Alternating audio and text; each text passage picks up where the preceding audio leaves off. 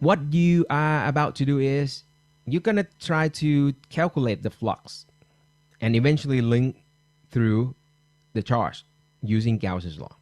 However, what kind of surface, Ajahn? You're probably asking, like, okay, I know how, but do we have any surfaces to calculate this with? The answer is you have to generate the surface yourself. That's the trick. The trick is you just have to imagine your own surface to your benefit and hope that by picking the good surface and everything, then that will lead you to something useful later. Okay, so that's why the surface that you have to imagine or construct or draw it yourself, name it Gaussian surface, because that's the surface that you are eventually going to apply Gauss's law with. Okay, and the trick, of course, you're gonna try to pick the surface that sort of make your life easy. You don't want to pick surface that make your life miserable. So you would like to pick a surface that eventually help you calculate the flux quite easily. So that's why it's going to be the surface with a very high symmetry. For example, in this case, if you have a charge, just one charge, and you would like to calculate flux around it, that means you have to construct a surface. What shape of surface you should construct around a charge? This one is quite sort of like, yeah, you can think, okay, because the charge is kind of like, you can think of like it's a spherical charge. When I say spherical means it looks the same in all directions. So that's why the surface that you want to use to wrap around this charge should be a sphere. Yeah, it kind of makes sense. And that's what is here. So I am going to draw a sphere around this charge, having the charge at the center of the sphere. And if I want to know what is going on at the distance r away from this charge, I am going to pick the radius of the sphere to be r as well. So that's why the Gaussian surface for this case is going to be a spherical Gaussian surface with the radius r. And then let's try it. Let's calculate the electric flux through this spherical surface, because the surface is already a sphere. And because the electric field away from a charge is supposed to have no preferred direction. It's supposed to point out in sort of all direction equally. So there's no doubt you can put an argument saying that without knowing anything at all, electric field should point radially outward as well. Okay, so what I'm saying is just by symmetry argument alone, electric field should point radially outward. Okay, that's the first thing. Second thing is, of course, now we know how to draw a area vector on a surface, and it's always perpendicular to the actual surface, point outward from the enclosed volume. So that means, here we go, the area vector is going to point in the radial direction as well, and it's radially outward as well. So the good thing is the area vector and the E electric field vector are now parallel. See, that's why making a good choice of picking the good surface make your life easy, because now the angle between these two vectors are 0. Now let's move on. So what I'm going to do is I'm going to calculate the net electric flux. And we know it's just the E dot with the surface, the area vector. And because this is going to be like a smooth surface, I'm going to slice this surface into a tiny piece, and let's call this tiny piece dA. Okay, so the flux on this tiny piece of surface is going to be just a tiny flux, and it's going to be E dot tiny surface dA. You guys with me? And because I want them all, so this means I'm going to keep doing this on other area of the sphere. Keep doing. So when I say keep doing means I'm just going to do E dot dA, and then sum them all with the circular symbol, just to say that I'm going to do them all on this closed surface. Once I'm done, that is going to be my net flux. And that's what it is right here. Okay, you guys with me? That's the idea. So what I'm doing is the net flux is just the integral of E dot dA around closed surface. However, we already said the E and dA are already parallel. So it's just, okay, let me put on the side here. It's just going to be E dA cosine 0. But cosine 0 is 1, so that's good. So that gives you just E dot dA. I'm sorry, E dA. Now by symmetry again, because you're just having a point charge at the center, electric field should just point in all directions equally. So the strength of the electric field should be the same in all directions as well. So that means on this sphere, there shouldn't be any point on this sphere that electric field is stronger than the other parts of this sphere, right?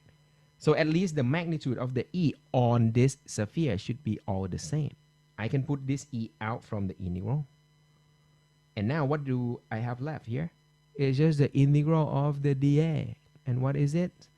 It's just the surface area of the sphere. It's just A, just the whole A. I mean the whole area of the spherical surface. So I put 4 pi r squared there. And that's it, I'm done. E 4 pi r squared, that is my net flux through my sphere. Cool? When I say cool means this is done for the flux. Gauss's law say it must be equal to the charge inside this closed surface divided by epsilon naught, some constants. And how much charge you have here inside this surface? It's just Q. So I just put the Q there divided by epsilon naught. This is it, guys. This is the application of Gauss's law. The left-hand side is the net flux that we have been practicing calculate the whole net flux through any closed surface. The right side, just Gauss says, whatever net flux you got must be equal to the charge inside that closed surface divided by epsilon naught. But the good thing about this is what? I can now move that 4 pi r squared to the right. And what do you get, guys? This is a wow moment here. I can move 4 pi r squared to the right. I get back the Coulomb's law with the exclamation mark here. This is like, wow. Well, okay, you guys probably not going to feel anything, okay? But anyway, the point is, this allows you to calculate the electric field strength at the distance r away from the charge, okay, by not knowing Coulomb's law before. Okay, you get 1 over 4 pi epsilon naught q over r squared. And this is the point where I say, hey, guys, that is your K back in the day of Coulomb's law. But now we can rewrite the K in terms of another constant right here, which is epsilon naught. But it comes with the 4 pi in the front, and the 4 pi's now we know from part of the spherical surface. Okay, all right, so the epsilon naught that you are seeing here is, we name it the permittivity of free space. Here we go. Oh, I don't have that name. Sorry, guys. Okay, so this is the permittivity of free space. Here we go. All right, sorry, I think maybe the line here is just missing. Okay, so the epsilon naught is another constant. Usually you can look it up on the web, or it will be given, but usually we can just leave it there, right? Because we know it's just a substitution. So that is another constant that comes into play, but it's closely related to the K that you saw before in the Coulomb's law this way.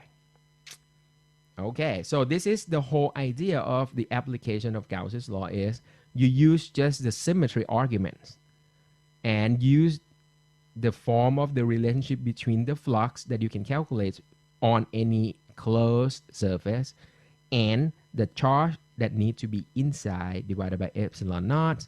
With that, then you can use or utilize this one to calculate the electric fields. That's just one application of this one. Of course, in sort of like more complicated stuff, then we can do something more with the Gauss's law. But for this, for our purpose at least, that allow you to calculate electric fields. Okay, here, try again. Okay, so this is going to be the problem that is going to be quite tough if you don't have Gauss's law. If you want to just use Coulomb's law, it will be like a triple integral and you go crazy already. But with the Gauss's law, this is the thing that you can do very quickly. So look at this.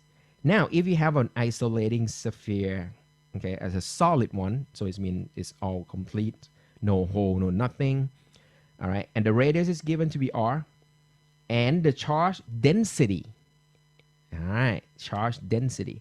So that means it's the charge per unit volume that's given to be rho. All right. So with that, then you can say the total amount of charge of this solid sphere is going to be simply rho times the volume of the sphere for third pi r cubed. So that's no big deal. Okay, that's good. Now, if you want to figure out the electric field outside the sphere, how can you do it? Or maybe I think I use R here. Okay, I should use R here as well. Sorry, guys. Maybe the textbook use A. All right, so we use R here. Okay, so if you want to find the electric field outside of this spherical ball, how can you do it? Okay, and I'm going to show you right now is, first of all, you have to figure out your own surface. And what kind of shape that you want to pick, you can guess. It's already on the slide, right? But no. It means because the ball is a spherical ball, I mean, the charge is coming in the form of a spherical ball. You want to wrap this ball around with some shape of the surface. That shape should be sphere as well, right? You don't want to put a box in there because there's some corner that's going to make a crazy mathematical formula around there. You don't want to use like ellipse. You don't want to use any other everything else. You just wrap around with another spherical surface. So that's what that blue dashed line is representing. That is the Gaussian surface in the form of a sphere. Very good. Next, because this is a ball of charge, electric field should point out in all directions equally as well, right? So you can say on this surface, electric field should point out radially everywhere with the same magnitude too, because on this surface, it shouldn't have any direction that have a stronger electric field than any other place on this sphere. So radially outward, the same magnitude of the electric field. Very good. And because we know how to draw the area vector, the area vectors always point perpendicular to the surface all the time. I can do that. And because we're going to slice this surface into a tiny piece, so let me call this vector dA. See, by picking like this, now you see once again the electric field vector is parallel to the area vector once again. Let's calculate the electric flux through this Gaussian sphere. You start doing the same thing. Electric flux is just E dot dA. You sum them all. Okay, let me highlight this. Around the closed surface. Just want to emphasize that it has to be a closed surface. But then I'll put this one step further here. It's going to be E dA cosine 0. Yes, with me?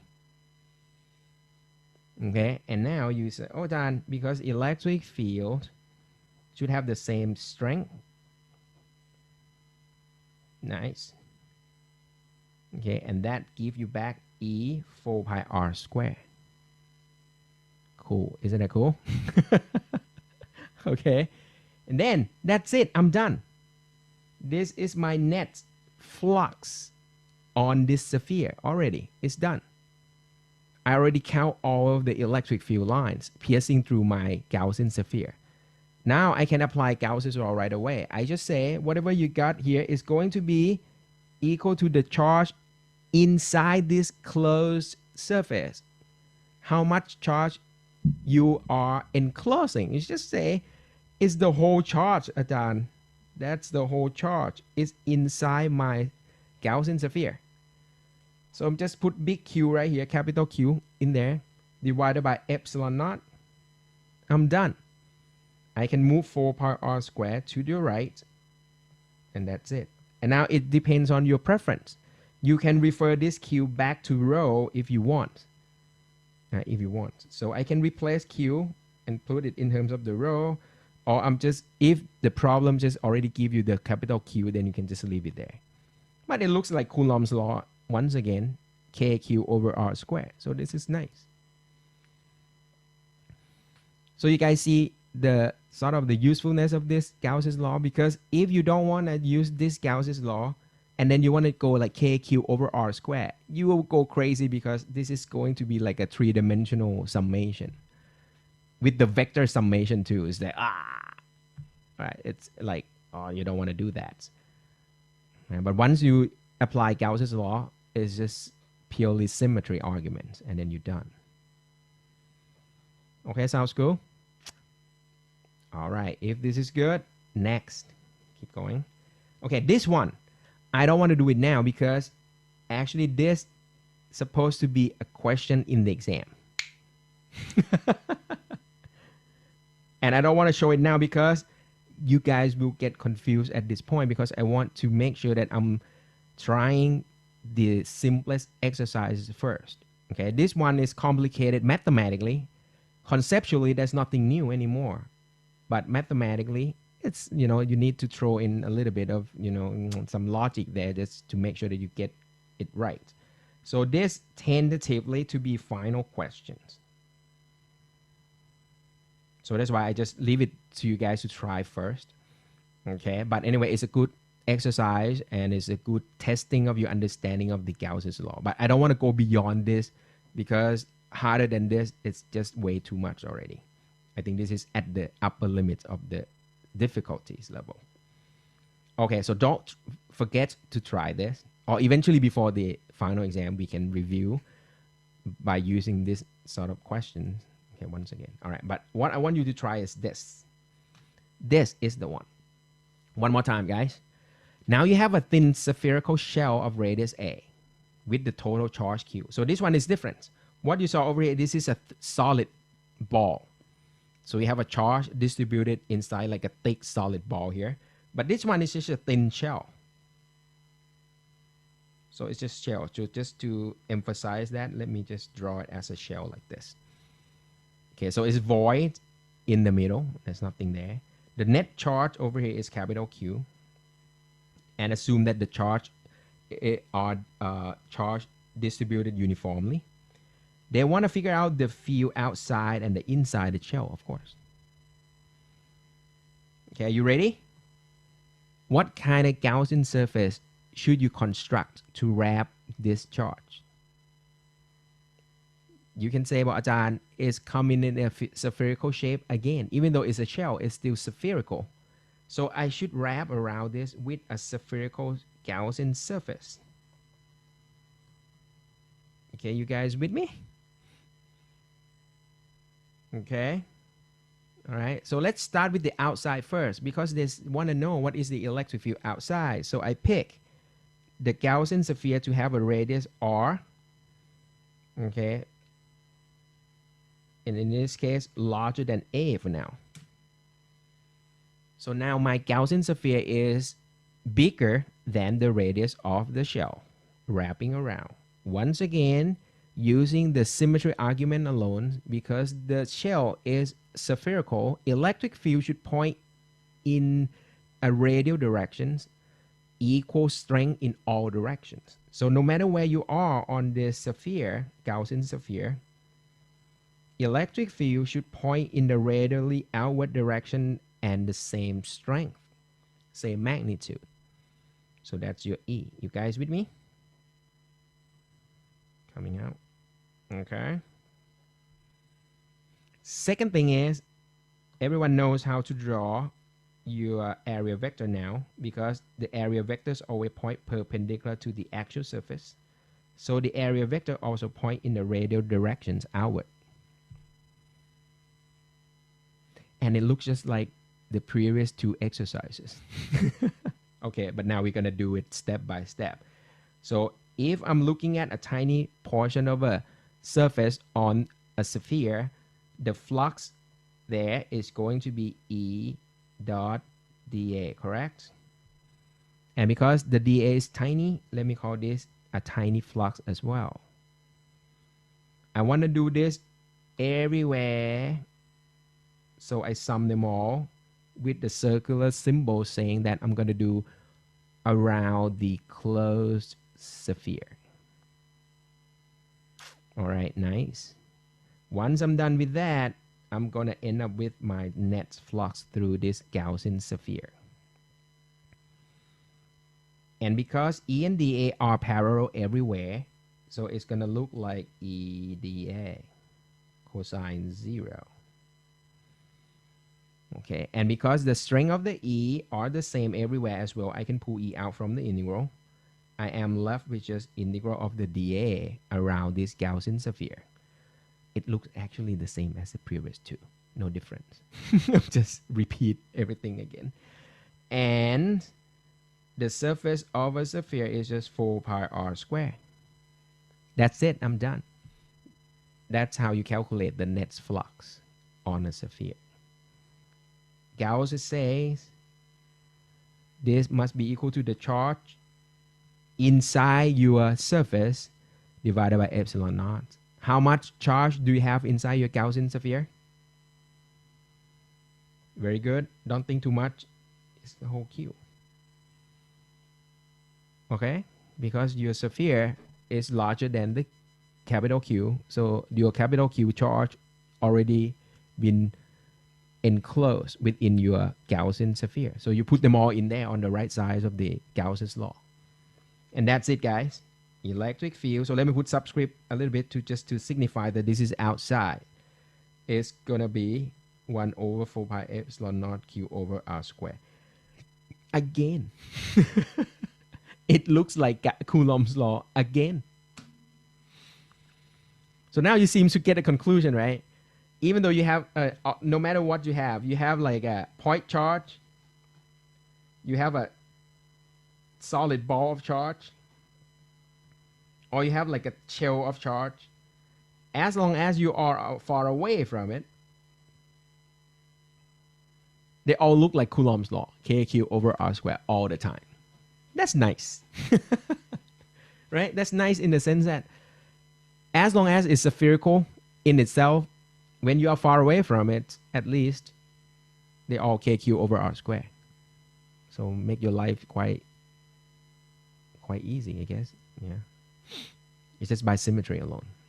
They all look Coulomb's law. Like situation. Okay, very good. Try again.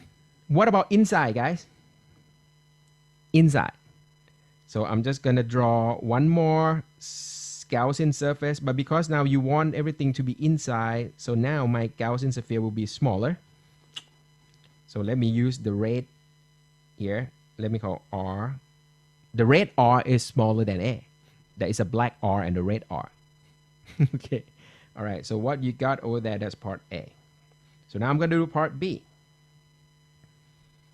But no matter what you do, but Ajahn, it's still a spherical Gaussian surface anyway. So you will end up with the same idea of electric field will point in the radial directions all the time. The area is no big deal because the area vector is also point perpendicular to the actual surface all the time. There's no doubt. Okay. And that's what it is. So that means the net flux is still looking like E dot dA, just like before. In the sense that everything just like copy everything down from the top part of this problem. It doesn't look any different whatsoever. Electric field strength stays the same on the surface. The dA always point radially outward. The angle between E and dA are 0. So I can pull E out. You are left with just the integral of the area. The sum of the area is still 4 pi r squared, just like before. So no difference. The left side of this Gauss's law looks the same. It's still E 4 pi r squared. What you need to do is just equate to the charge enclosed by this sphere divided by epsilon naught. So what should I put there, guys? What should I put here? How much charge is in here? Very good. Nothing. Because now your Gaussian sphere is now smaller than the shell itself. So it's enclosed, no charge. So don't, just be brave. Put 0 there. All right. And that's it. So that means E inside, let me put subscript in just to emphasize we are doing it inside, is 0. And that's it, done. Good. And this is something that's kind of neat in the sense that if you are wrapping around by a charge, when you are inside, you feel no net electric field. So this is like a cage. It's like a Faraday cage. So it means you are safe if you are inside the charge that's wrapping around you pretty much. So that's why it's saying that if you get struck by lightning and you are inside a car made out of metal and everything, you should be safe. As long as there's no part of your body touches the metal parts of the car, you should be safe inside. Okay, and this is, well, I can draw some relationship, even though it's not perfectly sort of correct. I mean, not perfectly complete, but that's part of the reason why when you are inside an elevator, it seems like your cell phone signal is kind of like dropped a lot. Okay, because sometimes, not sometimes, most of the time, the elevator cabin that's made out of metal and it has some sort of like leftover charge, then it's sort of, you know, make the electric field inside kind of like down a lot. But that's, well, that's electromagnetic waves, not static field that we are talking about. But that's give you some relationship between what is going on when you are inside a charged cage. There's some cage around you that is charged. Then you are inside that cage, will experience no electric field, sort of. Okay, sounds good. All right, nice. Okay, cool. So I hope by seeing this, a couple of exercises, even though they all look spherical, but you see that we strongly use the symmetry argument to draw electric field, vector, and everything. Okay, plus trying to use symmetry to guide you which shape of the Gaussian surface you should draw to wrap your charge. So that's why we purely use symmetry. So you will see that Gauss's law only apply really well when your problems have the charge arrangement that have a very high symmetry. So if you have like crazy looking charge distribution, then this method doesn't seem to work so well because you don't know what kind of shape of the surface you want to wrap it with. So that's kind of tough. But if it's if the charge distributed very symmetrically in some way, then you know how to wrap it properly, and then you can make your mathematics easy enough for you to do it. Then that's when Gauss's law is very advantage. Having a very high advantage of applying. Okay, sounds good. Okay, and that's lead you to the next one, guys. Okay, almost done. This is good. Okay, so now let's move away from spherical charge. All right, I think we're done with the point charge, solid ball charge, spherical shell charge. Now let's look at the sheet of charge. You have like a two-dimensional sheet of charge, and you want to figure out the electric field away from that sheet. Okay, how you do that.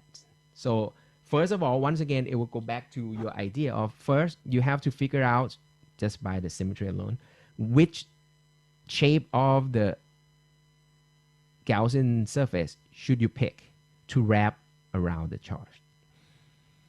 Okay, and of course, comes later is you have to use the symmetry argument to draw the electric field around this charge distribution.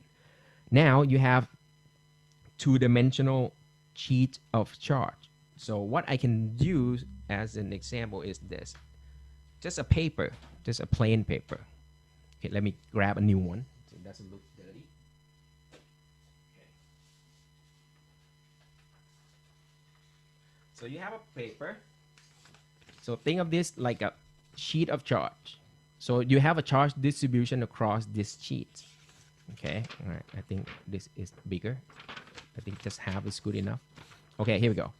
All right, and then you want to know away from this charge, maybe, you know, a centimeter away from this, what is the electric field? Just like in the figure. Okay, that's what you're trying to do. So first of all, the idea is you have to somehow draw a Gaussian surface, right? But before you can draw that, you have to know what kind of electric field lines around this sheet should look like first, because that will guide you to the shape of the Gaussian surface. So what do you think, guys? If you have like a sheet of charge, the electric field that coming out of this should look like what? That's the question. Okay, the easiest way of this one is look sideways. Okay, if you have a positive charge, okay, let's say positive. So electric field should come out in all directions, correct? But because now you have tons of this charge, like, so many of this. So the best way to give you an overview of this one, I used to try to explain it using some symmetry argument, but it seemed difficult. I think what I'm gonna try to do here is, I'm gonna use simulation. So let's go back to that simulation, guys. Okay, let me bring that one up. And I'm going to go through that PHET website one more time. Okay, and I'm going to go through physics section, and we're going to get to the electricity section just like before. And now I'm going to use this charge and field and see how it goes. All right, guys, let's do this. So now we kind of like familiar with positive charge, electric field coming out in all direction. That's good, that's fine. But now what I'm going to do is I'm gonna arrange the positive charge just in the sort of like to simulate what is going on if I have like a array of positive charge. And this will represent what we are looking at, the sheet of charge from the side. So it's a side view of the two-dimensional charge sheet. Okay, let's give it a shot. So I'm just gonna sort of put this positive charge and make it like a row. Okay, here we go. Here we go. Okay, there you go. All right, and then you look at the progression of what electric field around this charge is changing. Okay, keep going. I don't know how many I can put on, but I'll put as many as I can. There you go. There you go. More. Okay, I'll just light it up. There. Light it up. You get a feeling of what's going on here, guys? Yeah. All right. Get going. There you go. More. All right. Have some space there. There you go. Oh, I can still add some more in there. Fill the blank. It's supposed to be uniform though. Fill the blank. Here we go. Oh, I can still add some more here. There you go. On top, keep going. Okay. But at least you can see what is about to happen. When you look on both sides and you look kind of close to the center of this, seems like the electric field seems to get quite horizontal. Can you see that? And actually, if I add even more and longer, if I can, okay, you will see that toward the central area of this whole thing, it will get very, very horizontal. And of course, in reality, you should put like Avogadro number of this, right? It's like million of charge in there. So that's why what my argument is going to be is I assume that the electric field is supposed to come out perpendicular to the sheet of charge. So that means the electric field on both sides should come out just perpendicular to this on both sides, just like what you are seeing from the simulation. All right. And of course, we just have to assume that the end effects, we have to ignore that, because if you come at the rim or at the edge of this charge distribution, I mean, the electric field is just going out in all directions, of course. But as long as you stay around the central part of this two-dimensional sheet, then the electric field should come out quite perpendicular to the charge plane itself. Okay, you guys agree with me here? Okay, looks good. All right, so that's why lead you to the figure in the slide. See, so they assume that the electric field should come out perpendicular to the distribution of the charge. All right, so just, okay, the bottom figure, just leave it there. Let's look at the top figure first, because the bottom figure is a special case. Okay, but at least now we understand that the electric field should point out perpendicular to it. So actually, I should be able to draw the back side of this one as well, to have the electric field going backward there. Here you go. Okay, and now, can you guess now what shape of the Gaussian surface should you draw? It's come out perpendicular to the plane of the charge. The answer is, now I can just draw anything that looks like a box. Why I say anything that looks like a box? Even though in the figure it looks like a cylindrical shape, I can do equally well with a box shape like this, and then extrude to the back side as well. Okay, why do we pick this shape? Because we already practiced this before, like this. Everyone knows every time that you have electric field that point in a single direction, whatever box that you draw inside this field, the surface that is sort of, parallel to this field will contribute no flux to it. And you only have to worry about the surface that perpendicular to the field, right? Just like in the first exercise that we did. We say that even though you draw a box, there are 6 sides, but only the vertical surfaces, the left side and the right sides, contribute to the flux calculation. Not the top, not the bottom, not the front, not the back. So the same thing over here that we are doing over here with the Gauss's law. So as long as you draw a box, doesn't matter what shape of the cross-sectional area will be. It can be a square, it can be a circle, anything. The only portion of the area that contributes to the non-zero flux is going to be the surface that is perpendicular to the field.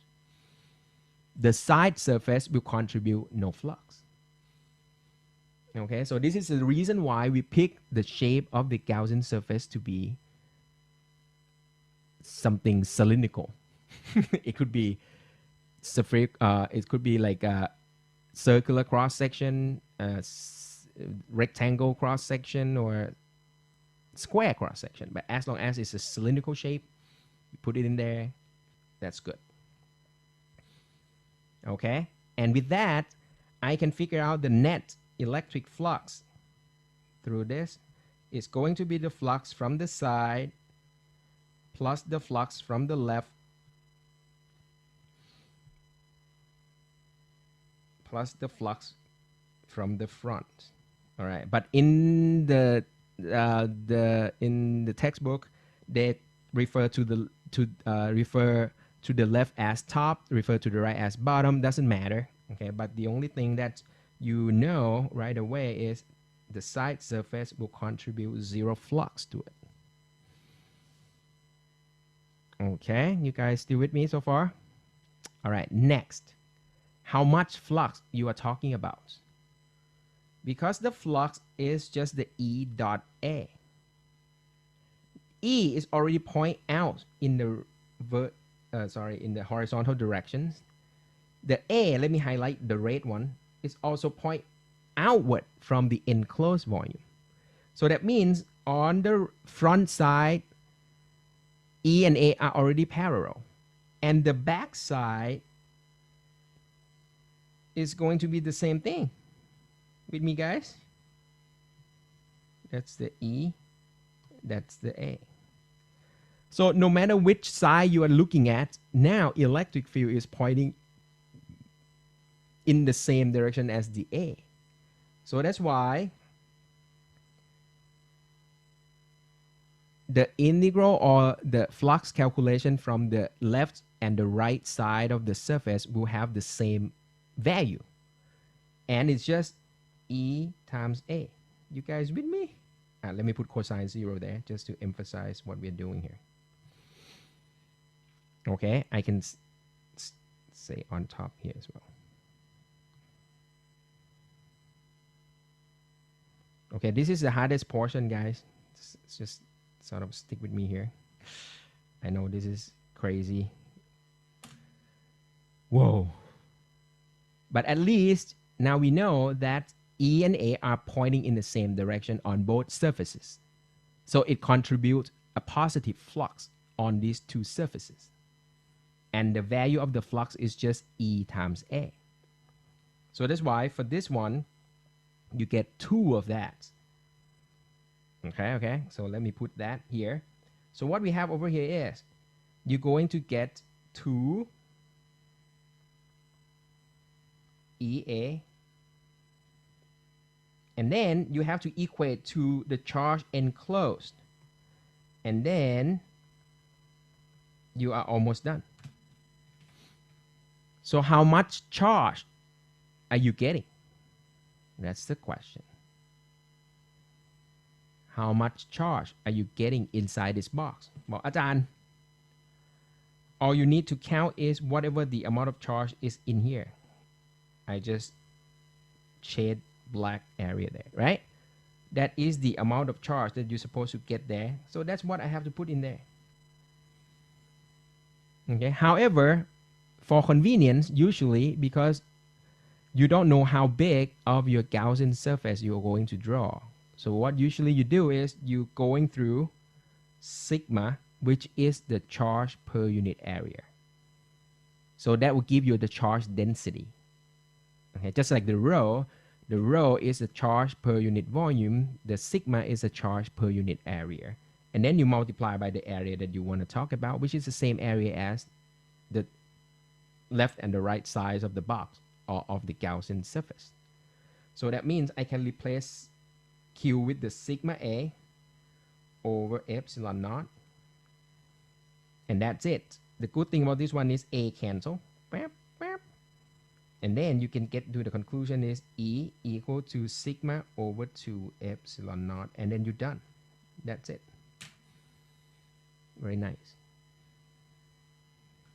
Okay, you guys sort of follow my logic here. I know this is the toughest portion of this whole thing, but I would say this is it. This is it. This is the applications that I really want you to get today. I know this is the heaviest. I always place this topic to be the hardest portion of the course because it's vector calculus. It's new in terms of the concept. It's new in terms of the theory or the Gauss's law that you have seen. Is completely different from laws that you have done in physics in 101 and everything else. So this is the hardest one. But don't worry. In terms of the applications or the problems in the exam will be very self-contained. We're not trying to do anything complicated. Okay. All right. Okay, you guys, so far so good? Okay, so far probably not so good, but at least you get something. Okay, now, but when you look at the slide, Ajahn, wait a second. What are you doing here? Because what you're writing, you have a factor of 2. But what you're having on the slide, you are missing the factor of 2. What is going on here? Okay, what is going on here? So what's going on is this. It turns out, in reality, to generate like a two-dimensional sheet of charge like this, well, it's doable, but maybe you are not encountering this one frequently. What usually happens is you probably put some charge onto some metal piece and all this stuff, right? It's not like it's gonna be like super thin sheets of charge like this. So that's why in reality, usually what you are having to deal with is just the charge in the conducting material, like maybe in aluminum, iron, whatever stuff that you use in your electric circuits and all this stuff. So what we have over here in the slide, it's missing one side of the whole story. When I say missing one side of the whole story, is because of what? We just already consider that if you have a cage that filled with the charge, the electric field inside that cage is zero, right? So in reality, the metal will look like a thick piece of material. I'll draw the other side of this one. And you probably have positive charge on the other end as well. Right? It has to be like a thick one. And the charge would sort of like distribute around the surface of this. So that's why it render electric field inside this metal piece to be zero, because the wall of the metal itself behave like a metal cage. It's like a cage with the charge on it. So that's why the electric field inside the metal is always zero. So if you only consider one side of this, I mean on the surface of the metal, you are missing half of the electric field. See that? Okay, so this is the reason why I placed the topic here is the isolated conducting plate. So this is realistic. Like you are on a conducting plate. Right? There is a metal plate and all this stuff. So when you look on the surface of this plate, electric field on one side disappear because it's already inside the metal. So that's why the factor of 2 is missing if you are in a conducting plate case. Okay, sounds good. All right, so that depends on your actual applications or in the actual scenario. If you are dealing with like a two-dimensional sheet of charge, really like this, then you still have the factor of 2 because electric field is coming out in both directions.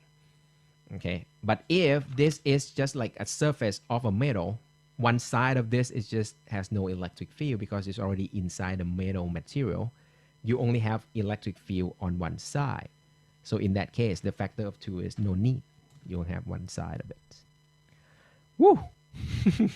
All right, but don't worry about this one too much at this point because it will be clear more and more when you are dealing with electric field that coming out from this kind of like two-dimensional plane of charge.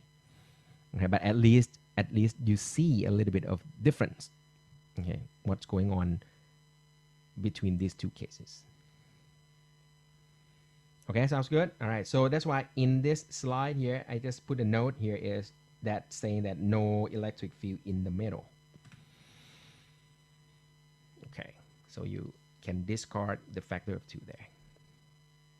All right, here we go, guys. The last portion of this one, and because I don't want to push too much, all right, in one lecture because I know this is already too much already, right? But the reason I want to place the word capacitor toward the end of this lecture because it has a close connection between the two. But even though, although I'm not going to try to show you this today because I think that's already about to get, overloaded at this point. However, I just want you to get some idea today.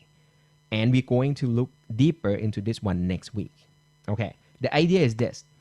The capacitor that you probably have heard of it, or maybe you are using it, it's just a device that are used to store charges. As the name implies, it's a capacitor. So it has some capacity to store charges. Okay, so that's what we are trying to do. But the idea is very simple. When you say you store a charge, this is what happened. So it means if you can pretty much put positive charge on one side, it means you probably have to steal that positive charge from somewhere else. So there will be another part of it get negative, okay, because the net one is supposed to be 0. So the idea of this one is very simple. You start the system with like a neutral. Okay, let's say like a metal sheet. You have metal plates on both sides, and then you start stealing charge from one to the other. So it means if you can put positive charge here on one side of this device, that means the other side will lose that amount of charge. And now you start generating the charge differences. And that's when you say you can store the charge. See, the logic is very easy. And then when you want to release the charge, you just neutralize this one. So it means you let this one flow back. So the positive ends will just release the charge and then fill up the negative ends until everything just neutralized, and then you completely back to normal. And then you have to charge that device again, which is named capacitor. So you just charge the capacitor again. It's just like you separate the neutral device into one positive and one negative. So once you get the charged capacitor, when you want to use it, you release that difference and then bring it back to neutral. Something like this. So it just go back and forth, back and forth. So that's why you're going to get the charging and the discharging process for using the capacitor. Okay, so the easiest example that you probably have seen in the movies or in hospital is when you have the defibrillator, when you want that you put on your chest to pump your heart. When your heart stops working, then you pump your heart. So usually you have to put the two pads together and then beep, beep, and that's when you charge everything up. And then you discharge onto patient's chest. And that's when the device release all the charge out. So everything go neutral. And then you once again put them. That's when you separate the charge, positive and negative. Once they completely separated, you discharge onto chest person again. Something like this. All right. So the idea is simple in the sense that you start from a neutral device, and then you try to separate the charge into two sides, one positive, one negative. And every time you separate that, you generate the charge storage on that device that we name capacitor. All right. And then you see, when you have one positive, one negative, of course, you're going to end up with potential difference that we learned from last week. Right? Last week we learned potential difference. Well, yeah. All right. And there are a relationship between the amount of charge that you can store and the potential difference that you generate. The constant that comes into play, that is the ability to store charge of that capacitor. We named it capacitance. Okay, so that's the whole thing that's eventually going to reveal the details of the property of the capacitance next week. Okay, but this week, what I'm going to sort of give you an idea is this. So you see that the configuration when this capacitor is about to be used is when you have one side of your device to be positively charged, the other side is negatively charged. So this is going to be the configuration that you're going to have to face a lot. And that and you can see it from here. I'm going to use this one to show you how it's done. Okay, stick with me a bit here. So now you see that I already have one side positive here. The only thing that I really need further is just to put a negative side of this and to see how it goes. And I assume that I'm going to have another side of this to be a negative. So I'm going to put another row of negatively charged. Oh, I ran out of this. Oh, I have to start over again. Okay, so I will have one side of this to be what's going on? It crashes, I guess.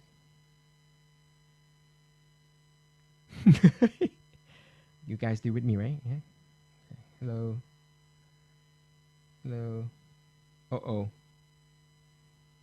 Uh-oh. Oh, okay. Oh, everything. Okay, everyone's still with me, yeah? Okay, all right. Yeah. I think maybe Chrome is crashing. Yep, that's what it is. Okay, let's reboot this one. Sorry, guys. This is not what I want. Okay. History. Charge and field. Okay, here we go. So I'm gonna construct one part of this to be positive, positive, positive, positive, positive, positive, positive, positive. Okay, so it's gonna look like this. Positive like that. However, capacitor will have the other side that go negative. So that means I'm gonna place a negative here on the other side just to sort of give you an idea what's about to happen. Here we go. Here we go. All right.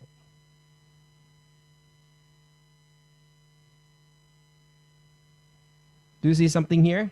I don't know if you see it or not, but that's what coming into play. Okay, let me put some more density here. Here we go.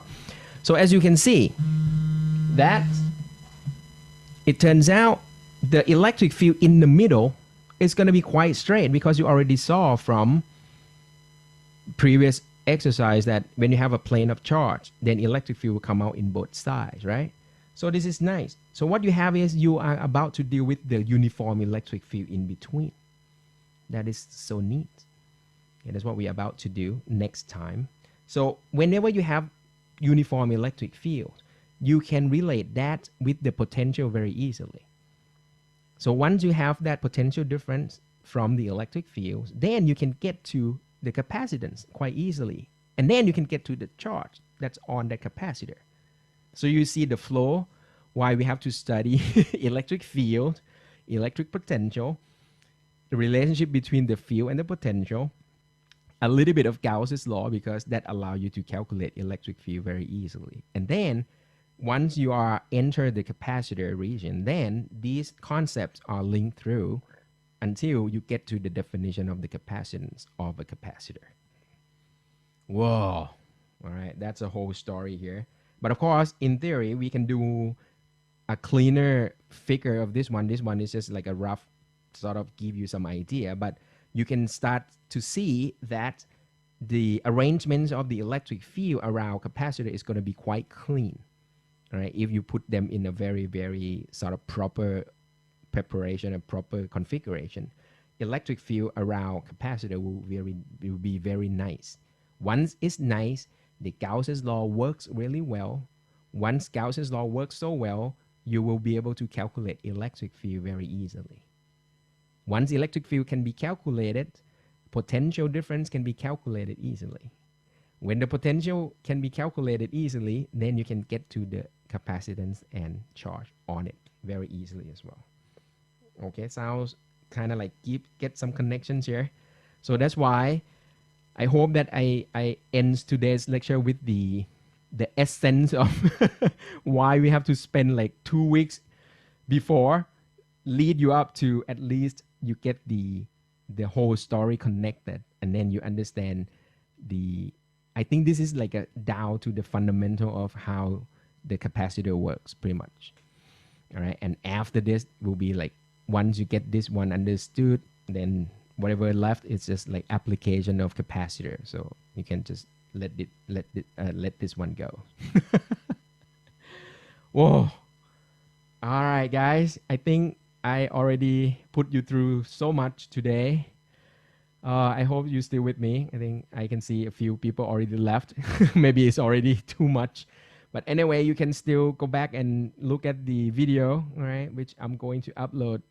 I'm not going to forget this time. Sorry about last week. I was just, all right, I thought of something else and then I keep forgetting. Okay, but will upload this video more quickly than last week. All right, and then you probably want to go back and then try again. Okay, but the rest of this capacitor business will be continue next week. Sounds good? All right, and don't forget to practice, and if possible, that will be neat and nice. Then we can carry on next week. All right, guys, take care of yourselves, and all right, I think it's not gonna be harder than this. This is the hardest part of the course. Okay, the rest will be easier. All right, guys, take care, and I'll see you again next week online. Yeah.